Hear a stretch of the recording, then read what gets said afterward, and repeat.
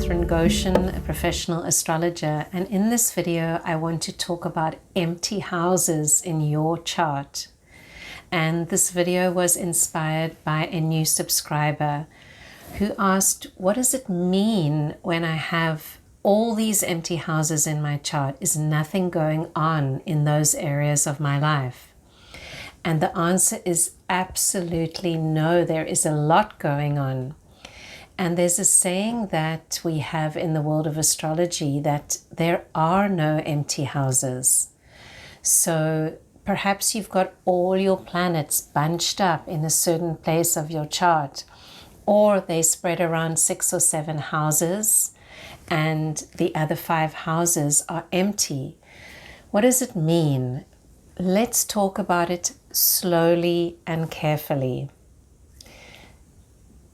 Each house in the chart has something called a cusp, which is like a gateway or a threshold where you step into that house. It's the strongest point in the house. And if you look at your natal chart, there are many services online where you can draw it up, such as astro.com. You just need to put in your date of birth, your place of birth, and your time of birth. You'll see your chart is a wheel which is divided into 12 houses. And those houses are separated by lines. And those lines are the cusps or thresholds of every single house, where you step into the power of that house. And if you look carefully, you'll see that there is a sign of the zodiac that is on each and every one of those cusps or thresholds, which is like a beautiful sign that you would have on the door to each house, telling you exactly how things are going to be in that house. So let us say, for example, you have Aries. The sign of Aries, it looks like the horns of a ram. You have it on the cusp of your first house, which is your ascendant. And you've got no planets in that first house. So there is Aries. It's announcing your first house. It's saying that I have an Aries type personality and this is what I'm presenting to the world, that I'm bold and courageous, but there's nothing in the house. So how can I say more about my ascendant, more about my personality, more about my persona? Because the ascendant is very much that cloak that we put on in order to go out into the world and show ourselves. We need to look where the ruler of that sign is in the chart. Because the ruler of Aries is Mars, and it's going to be in another house in your chart. And once you can locate where the ruler of that house is, you will go to that house and find it. And the themes of the house where that ruler is are going to tell you about your ascendant. And you need to do this for each and every one of your houses. So if you have Taurus on the cusp of your ascendant or on any other sign, but that house is empty and you want to find out more, let's say you have Taurus on the cusp of your second house and you want to find out more about your finances and your self-worth, you're going to look to where Venus is. Where is Venus, the ruler of that?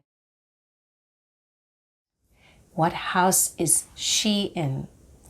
Let's say that Venus is in your 10th house. That means that your money is spent on your career and on your public status. And also that your self-worth is very connected to how you perform at work.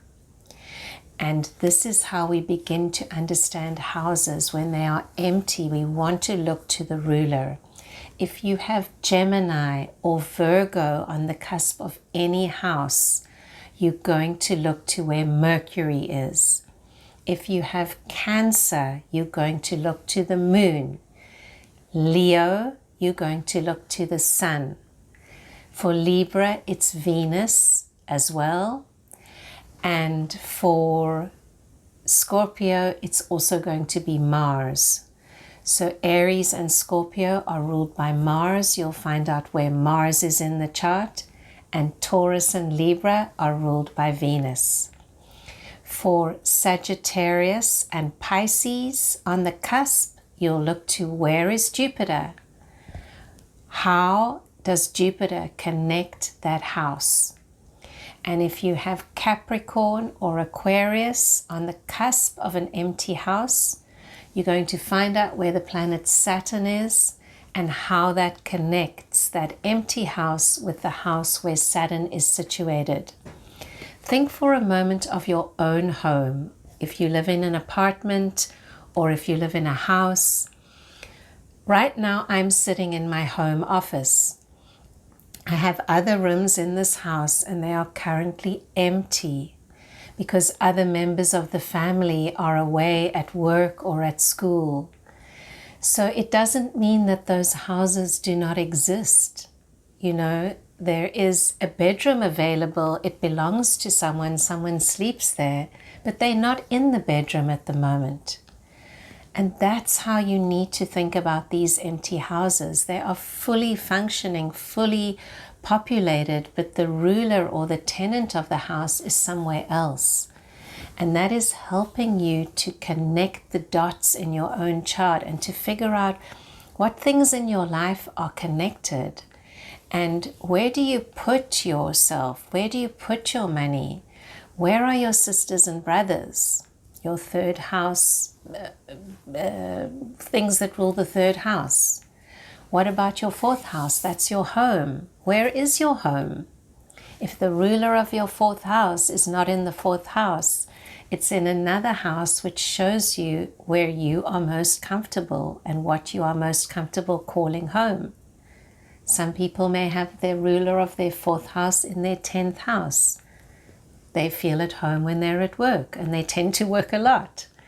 And so on and so forth. And there are many other videos on YouTube from other astrologers. There are other videos in my Natal series where you can find out more about the houses and you can slowly put 2 and 2 together and empower yourself to read your own chart.